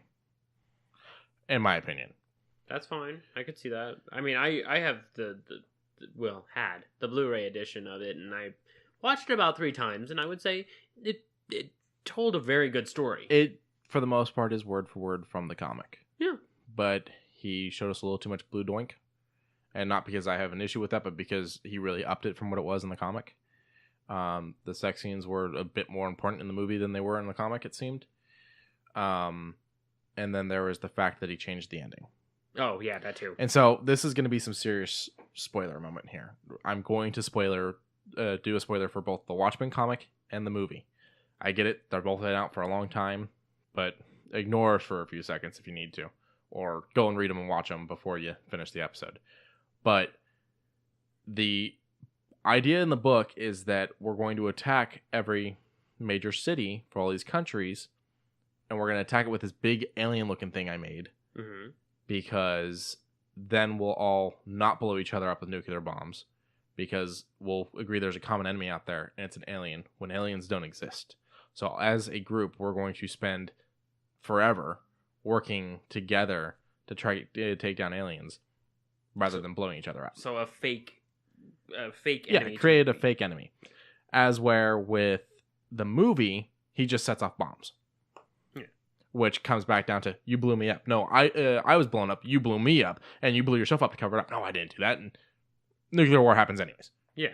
He ruined the ending by trying to make it whatever he decided to try to make it. The half-ass. I get that the alien in the comic looked weird. It kind of had a vagina mouth. It was a bit odd. Oh, that one I don't remember. Yeah, it was a little... It had like a beak, and then inside the beak... It was like... Blah, blah, blah. Yeah, it was a little weird looking. I get it. Change the design of the alien then. But the alien had a purpose. They knew what they were doing when they wrote this comic. They knew what they were doing when they drew this comic. Yeah. So that's where my stance is on Watchmen. Didn't he do the first 300 also? I think he did the first 300, which I enjoyed the first time I watched it, but that movie very quickly lost rewatch value for me. Oh. I don't know why, but after a bit, I stopped being able to watch that one. So I get why Warner Brothers hired him, though. He got them a lot of money, and I don't want to be down on the guy because he has had a hard time, and I wish best wishes to his family because I understand the stuff they've gone through. That being said, I did not like Batman vs. Superman or Man of Steel. And that's fine and fair, because a lot of people also would agree with you that that not a lot of people like Batman and Superman. Like, some people enjoyed some of the aspects of it, but as a whole collective, I don't think I've ran into a person who's actually said that they've enjoyed Batman versus Superman. I've watched the movie with Batman fans, and I've watched the movie with Superman fans, and then I've watched the movie with fans of both. And I have never gotten anyone that's been like, oh, yeah, I thoroughly enjoyed it. The other thing I'm tired of seeing in the movies, whether it's Batman vs. Superman or any of the other 80 incarnations we have had or are going to have, stop making Batman kill people. Oh, yeah, no. I mean, the only one who actually did was his father in an alternate timeline. Yeah. Which brings me up to another subject. Watch the new Suicide Squad, not new, but the Suicide Squad animated series. It's a follow-up to Flashpoint, and it's great. Okay. But yeah, I'm tired of seeing Batman kill people. That's not Batman. And I know what people are going to say, well, it's more believable, but that's not the point. These movies aren't supposed to be set in reality.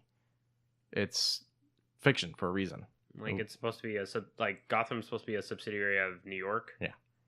As is Metropolis. Yeah. Like, they're both North and South Points. Yeah, there's some... They refuse to say where they're at, so there's some speculation as to how close. In Batman vs. Superman, they've just got, like, a river separating them. Because there was a scene in one of the Teen Titans shows where it's some bay-coasted city that they're in. It's non-discriminate on where they are, but when Cyborg gets projected out of... Like, I think this is literally the first episode of the Teen Titans, where he gets projected out of the Titans Tower by being hacked and launched out.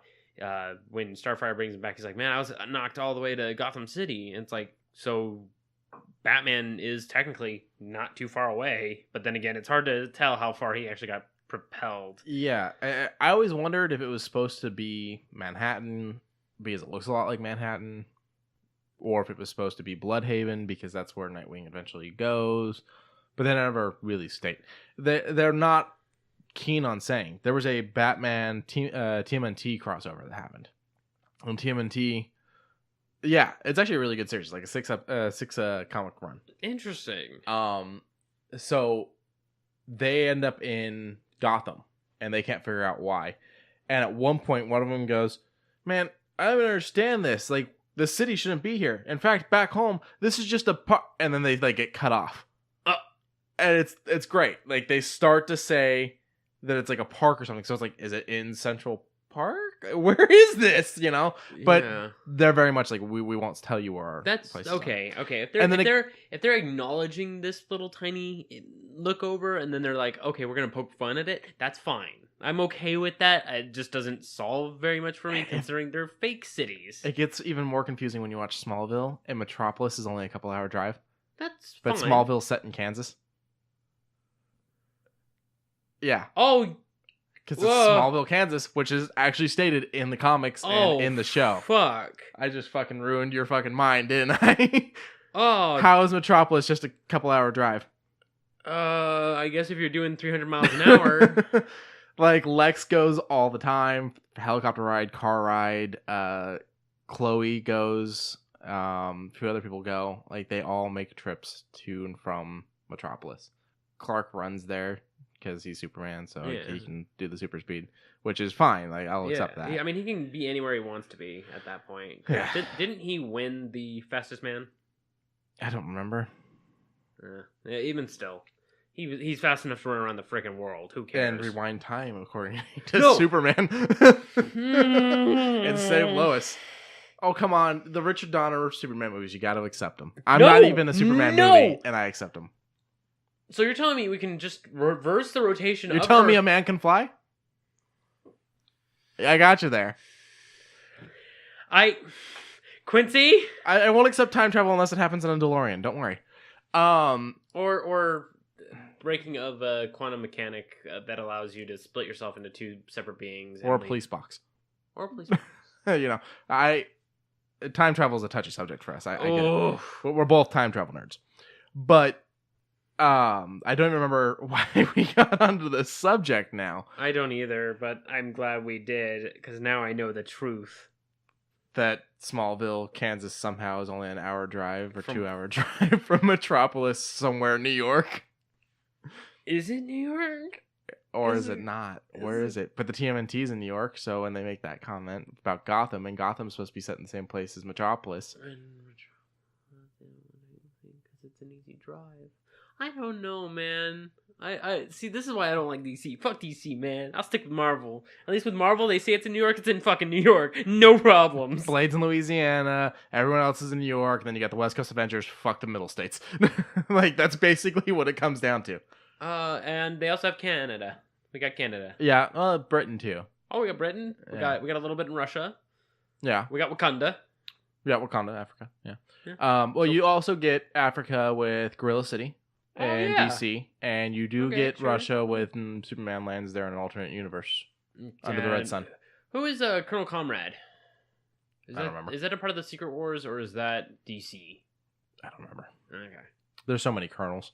Yeah, there is. There's so many colonels, captains. There's a run where Captain America is Colonel America. I don't know. It's just, I don't. One of the Marvel zombies, he's Colonel America, and I'm like, did he get promoted? What did he get promoted for? I mean, he is a war hero, still fighting the same war, technically. Not saying he shouldn't be promoted.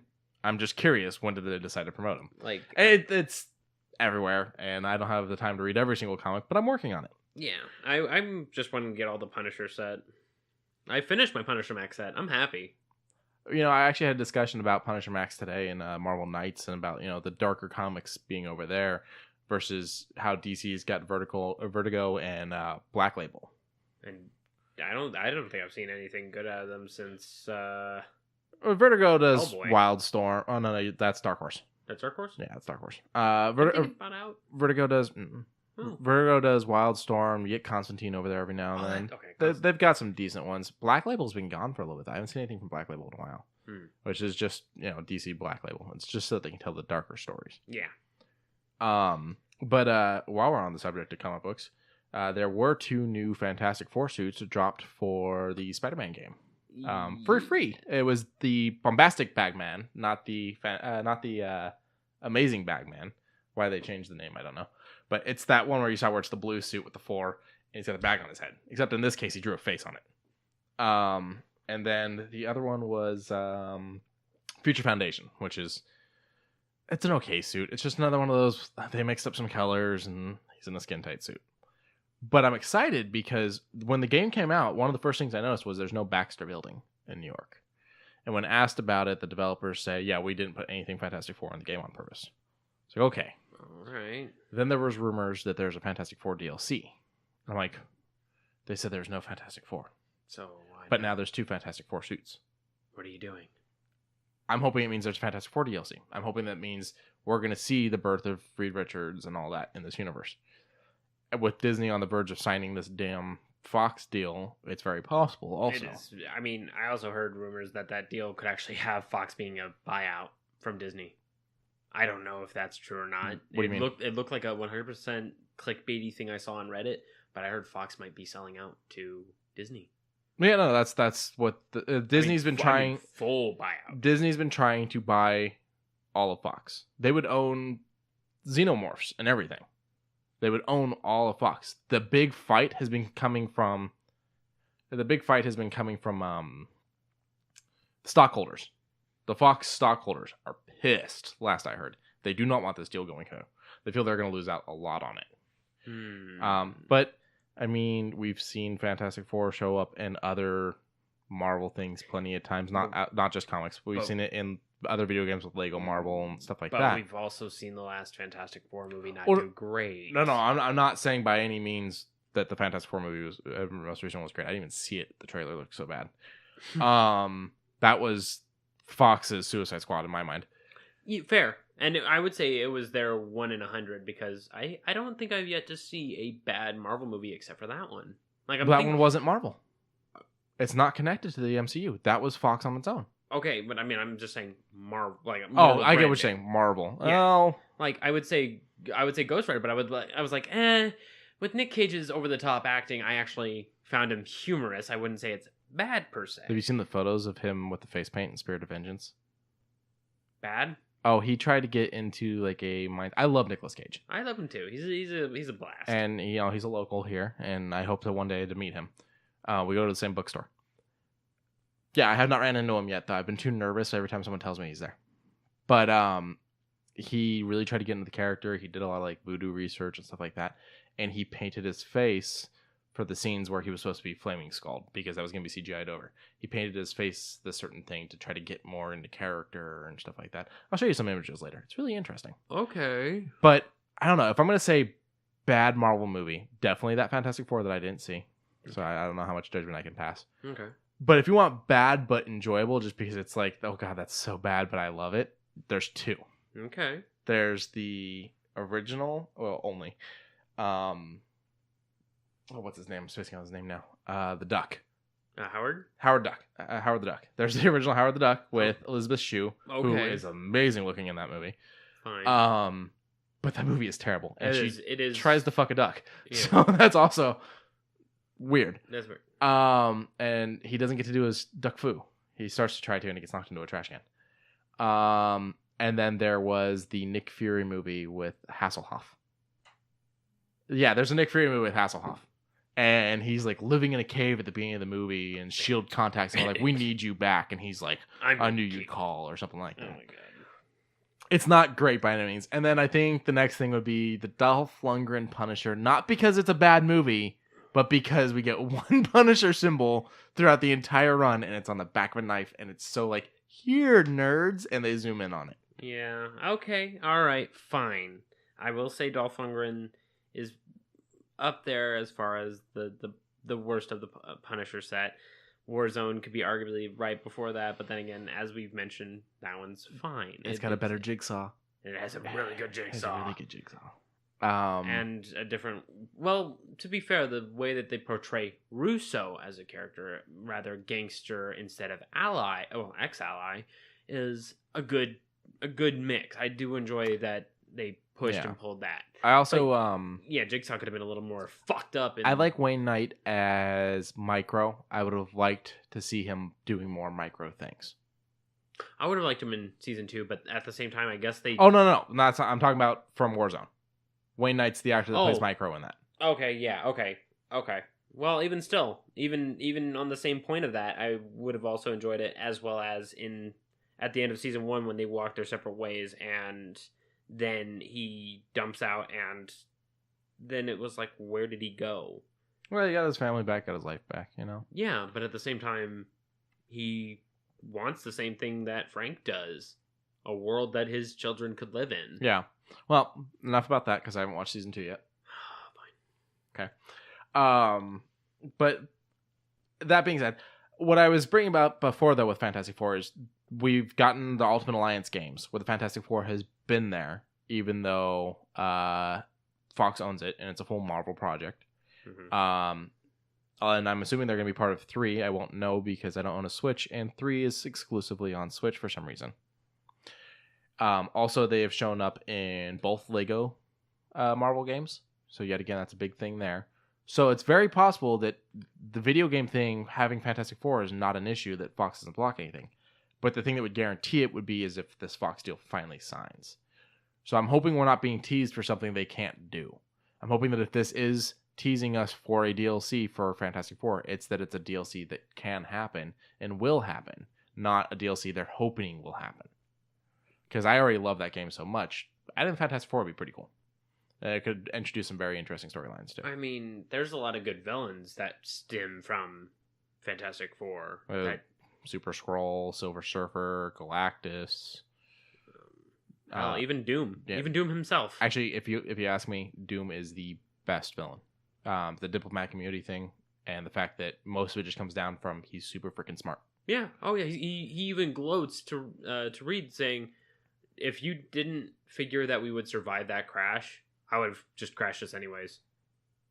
Yeah. I'll admit you were smart that once, but it won't happen again. When they did the new Secret Wars, Doom being the one that figured out how to basically save what was going to be left of humanity after all the universes was done. Him and Strange. But he figured that out in the comics. And in fact, he, spoilers, is put into a God type section.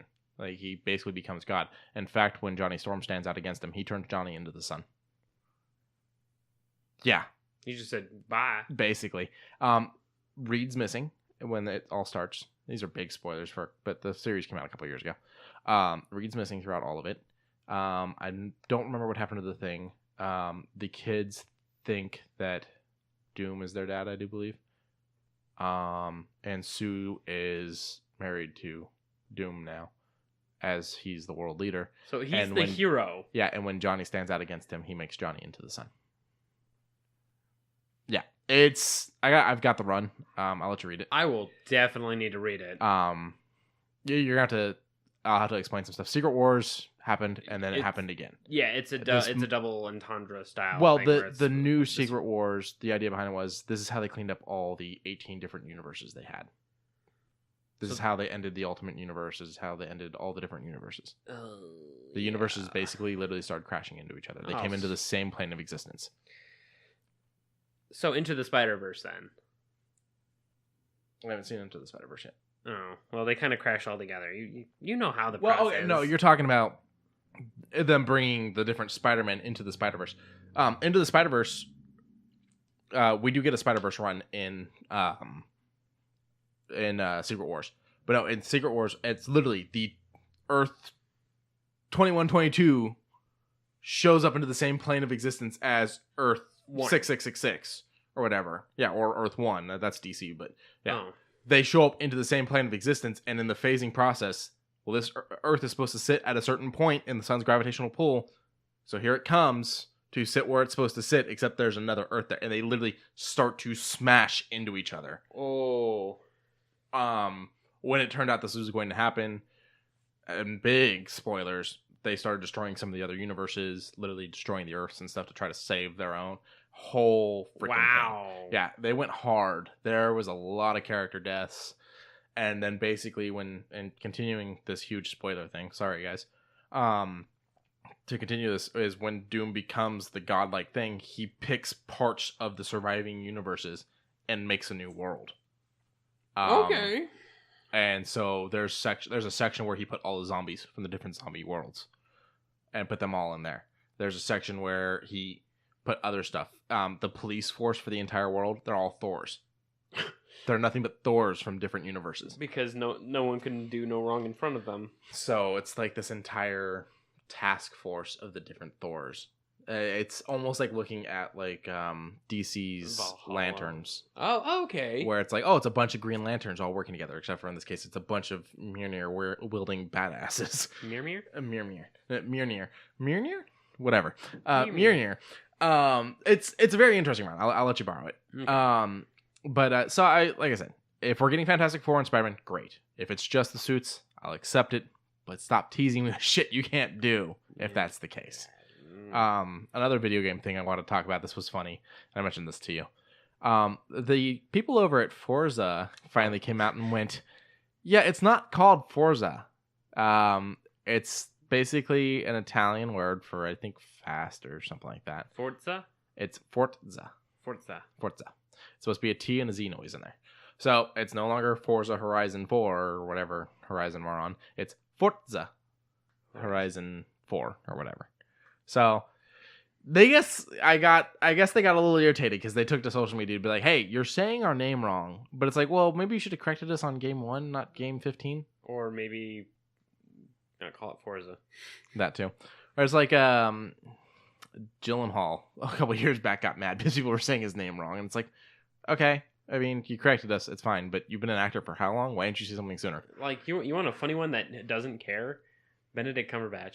Or Bandito Cumberbun. You know who gets really mad about it? Matt Groening.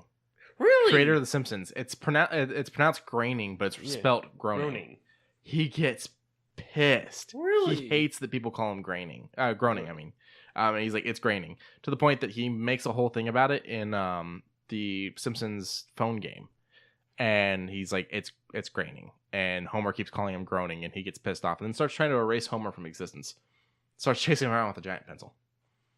So, to be a god in your own world. But from my understanding, he's been correcting people about this for years. Yeah. And until most recent, the last couple of years, when he did things like that, I was still calling him Groening because I didn't know it was Groening. So, I mean, you don't know unless you ask, hey, how do you pronounce your name? Yeah. It's Catherine, but it's spelled Frank. There you go. It's Steven with a PH. Steven.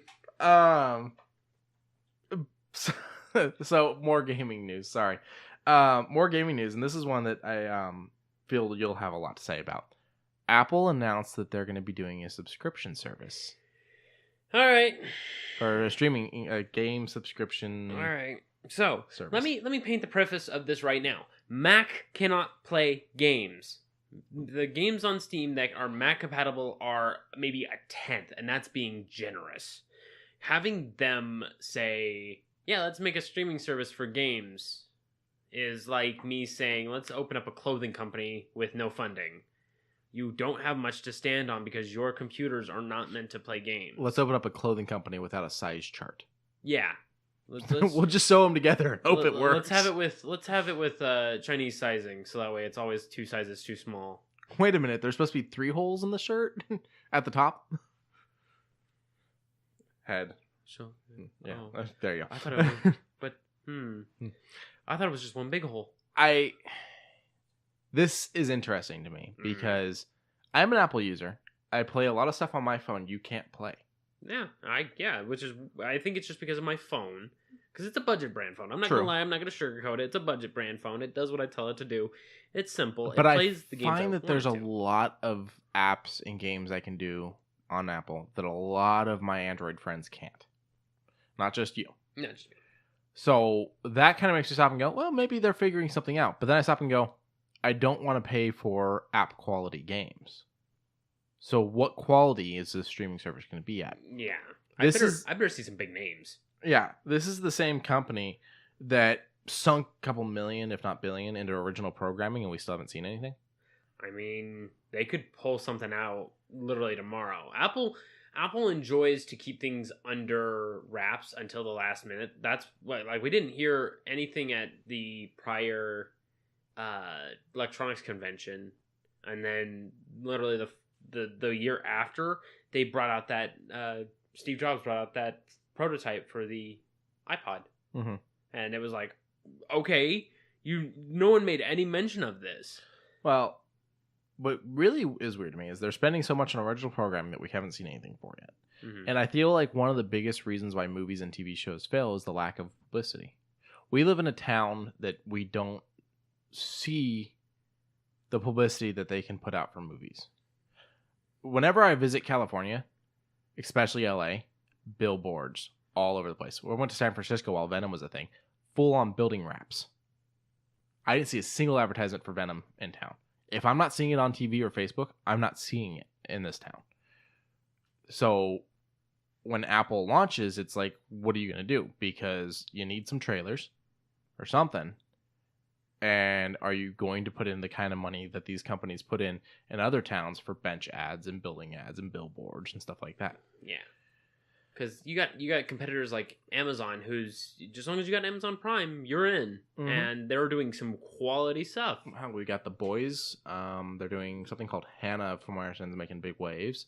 Man in the High Tower, like all of these. Grand Tour. Like this is just off the top of our heads. Yeah, and this is something that I'm not paying anything extra for because we had Prime anyways. Yeah, and I have no idea where the like it's one of those things of Amazon saying we're doing original programming, and I'm like, well, why? And then it's like, oh, that's why they're wanting to do this. You guys have a streaming service? Holy crap! I got Prime because we wanted to get Christmas gifts in on time. And because we wanted to buy Surge from the Prime Pantry. That's right. When Surge made its first big comeback. Are you still buying it, by the way? We haven't bought it in a while, but some of the local Burger Kings now offer it in slushy form. Yeah, not a sponsor. Just I like caffeine. Yeah. But the thing that really worries me is they got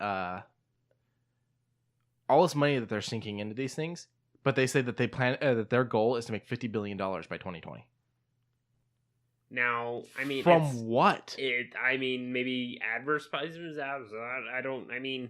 Ad space can get you a lot of money, but $50 billion worth. Their goal is to make $15 billion in revenue. Oh, okay. No, 50. 50. Oh, okay. Yeah. So $50 billion in revenue by 2020. 15 is doable. 15 is very marginable. But 50? No. You got 11 months to make $50 billion.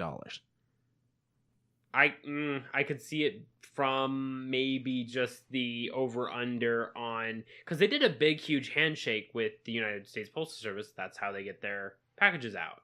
Who, by the which, because of the master storm, is not delivering to 9 different states right now. Yeah.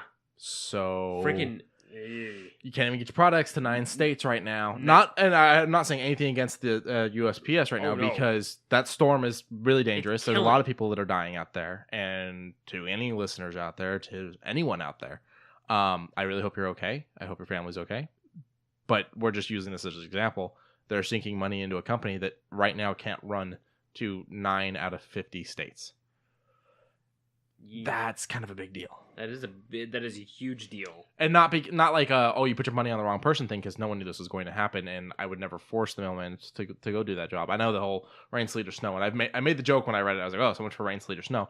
But it was a joke. I fully worry for the people out there. I just watched a time lapse of 15 inches of snow falling in one night, basically. And so the problem is, though, is when you say I want to make $50 billion by the end of the year, and you can't ship stuff to 9 states, I think you're setting goals that are far too high. Yeah. I'm an iPhone user. I have to get a new iPhone. And I am trying to figure out how to fix it rather than get a new iPhone because I don't like the new phones. And then I brought up the exact problem of things that are going outdated become more costly. Very true. You said to upgrade would be $75. To probably repair that one would probably be $100, $200 because that part is out. And I fully intend on going and talking, and if they say it's $100, $200, I will have to do the upgrade. Yeah. $75 upgrade, though. Yes, they get the way the upgrade works is I'll be making payments until the phone's paid off. But my $25 a month is not going to get them to $50 billion. No. Even if everyone in this country were to buy an iPhone, I don't think they'd be able to get to it. No. So where are you going to make $50 billion in 11 months? I mean... This news story just dropped a couple days ago. The plan for $50 billion has been set for a little bit, but the whole thing about the streaming service just dropped. I mean, unless this streaming service drops with like 50 originals and advertisements out the ass that appeal to you and I. 50 originals that... What will the quality be? I mean, if you can't run at AAA status, it's got to hit hard. It's got to be something that makes us go, what? Whoa! And then we scroll down, we see another one. Whoa, what is this? And then, what, you already planned for another 4 seasons? What is going on? And then we have to panic. We have to have that panic set in of, we now have something to watch through this streaming service. We need this streaming service. Well, and that's the crazy thing is this is a company that I do have a level of respect for. I do buy their products. Yeah.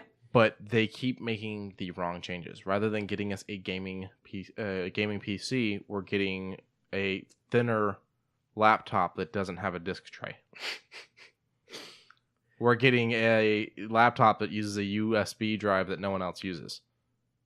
Well, now they're starting to. They're starting to, but when you launch it with that's the only USB drives it has, it doesn't have the other ones. No.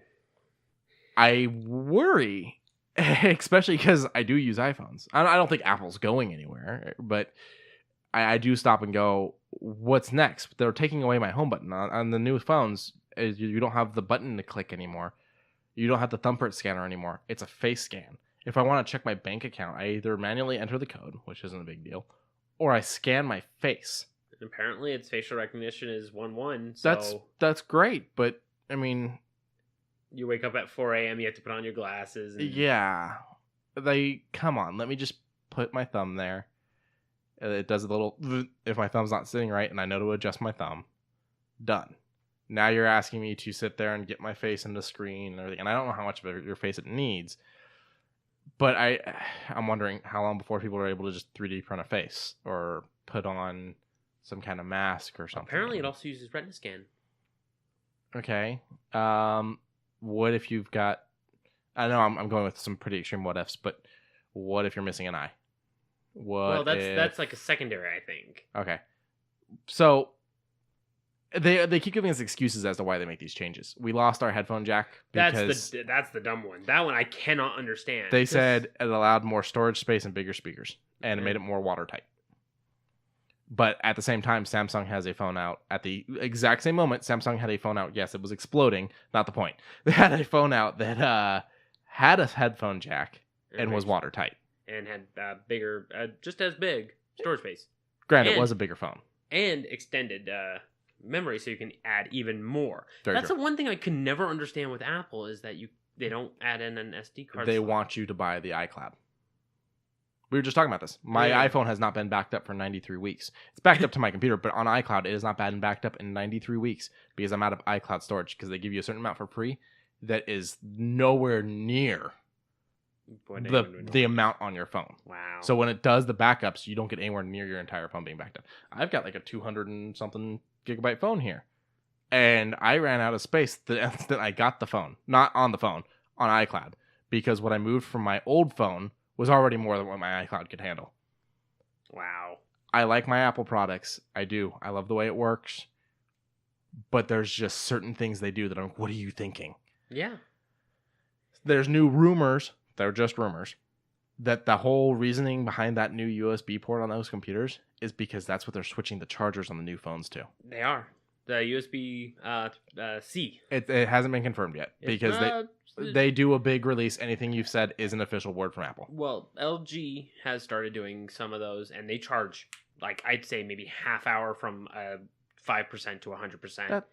That's great, but I mean, for the most part, I don't have to charge my phone throughout the day unless I have a really heavy work day. You're correct. I charge it when I'm sleeping. Yeah, and you also charge it while you're in the car. Yeah, I can charge it while I'm in the car when I'm not using it, or even while I am using it for work, I can have it plugged in. Yeah, but my point in case is they're saying that this one is like put it on, put it off, and there's even wireless chargers that are now you plop it on there and it charges. Yeah, the wireless charger thing is actually kind of a cool concept for me. I have the Pebble watch. Oh yeah.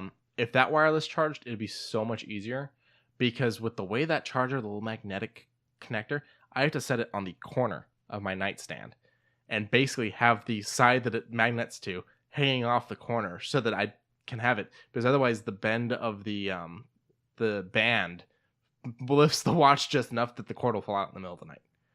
So it's like I could use some wireless charging for certain things, but really, how big of a deal is it to plug your phone in? Again, it's a fix that we aren't asking for. Okay. I go, give me a battery that I don't have to get replaced for $25. Shit. That's a bit excessive. The response I get is, this one has a better camera. No. I want a battery I don't have to replace for $25 and be on a 3-week waiting list. Okay, I hear you. This one is more watertight. No, you're not getting it. Battery in my phone. Streaming service for games that we can't run? No! No! Battery for my phone. That's where my issues lie. More colors on the screen. More colors on the screen. New colors for the phone. Hey, this phone has a glass back. It broke. Hey, we're getting rid of the glass back. Thank you. Hey, we're considering bringing the glass back. No! Why? It broke last time. Don't do it. But you want it, though. Have you watched the bend test videos? Someone did a bend test on one of the newer iPads. Oh. He folded it like a piece of paper. It broke the glass. It cracked the back. I want to watch that when we're done with this. While I'm eating a slice of pizza. Yeah. Oh. It folded right in half. Delicious. Yeah. So, like I said, I'm a supporter, but $50 billion in the next 11 years. And I don't know how much money they've already made. And I don't know if... 11 years. I meant 11 months. It's by 2020 they want to make $50 billion. I don't know when they set that. They could have set that 3 years ago. They're already behind considering they haven't released anything. Unless they are planning on doing something before summer, because and we're supposed to get a new phone again. They just did the new laptop. They did the HomePod like a year ago. The Airs. No, not that. Their version of like Alexa. Oh, Echo that's right. Thing. It's huge, dude. It's a beast. It's heavy. It's kind of cool, but it's like, where do I put it? It's so big. And it's like, well, you can put it in the middle of a room because the speakers are on all sides. And it's like, I don't have anything sitting in the middle of my room and I can put that thing on. I would go on like a bookshelf, and then the speakers that are facing the wall are pointless. Yeah. No. I don't know. I don't even see a point for any of those. I feel like they need to focus on figuring out some kind of gaming. If they can do it before summer, when children are out for summer break, so that way then they can get an advanced market. That's what I think. But I'm wondering what they're going to bring out. Yeah. They don't have much. They have maybe 10% of Steam's library, and that's being very generous to them. And there are certain sets of games that are niche at best because it can only be released for Mac. Yeah. And I don't know how that's going to roll. And if they bring out something that draws me in, power to them. Still not going to get it, though. Furthermore, between Google Play Store and Microsoft being a little bit more open to some of these smaller things, we're already starting to get a lot of the freemium games that I can play on my iPhone onto my PC, onto my laptop, onto my desktop.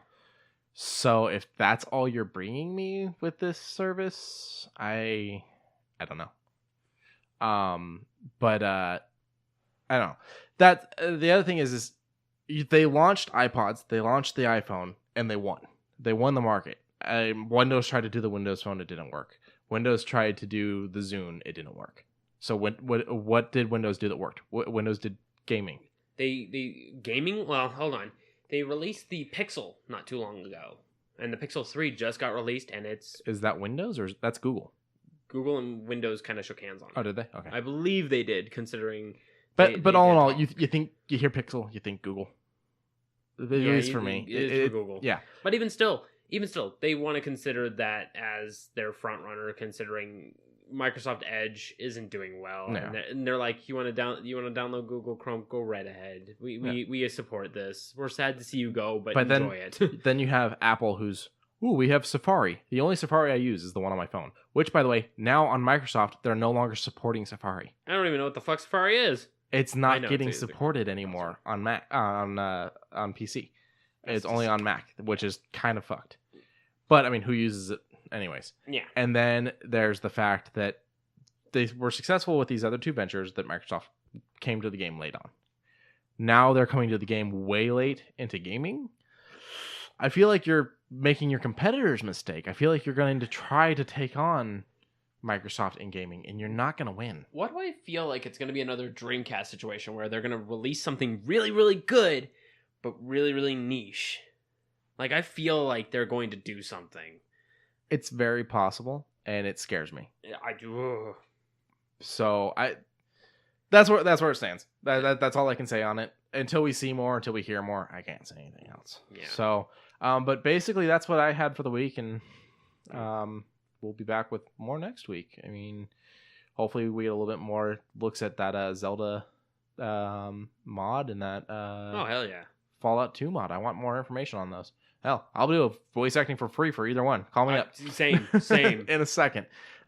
Thanks, guys. You have a good rest of your day, and we'll be back next week. And I'm gonna go watch a iPad get ripped in half.